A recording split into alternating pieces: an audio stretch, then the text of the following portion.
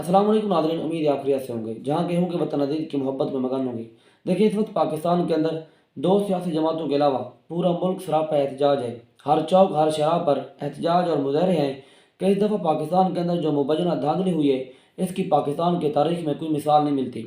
ये बात बड़ी क्लियर है कि अवाम के मैंडेट को चुराया गया है, अवाम के मैंडेट पर डाका डाला गया है।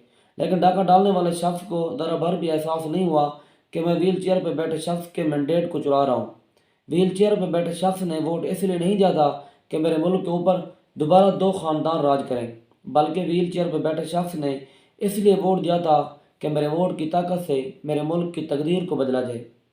मेरे वोट की ताकत से मेरे मुल्क के अंदर मुआशी मुश्किलात से निपटा जाए, मेरे मुल्क को मुआशी बहरान से निकाला जाए।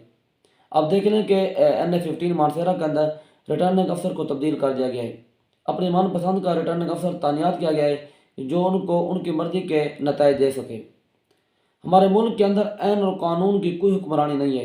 ऐन और कानून मुल्क की अशराफिया और माफिया के आगे हाथ जोड़ के खड़ा है। ताकतवर शख्स आता है, एक शख्स के साथ डील करके जो मर्ज़ी चाहे करता चला जाता है। दुआ है कि अल्लाह ताला मुल्क पाकिस्तान की हिफाजत फरमाए। अल्लाह ताला आपका हामी नासिर हो। अस्सलाम वालेकुम।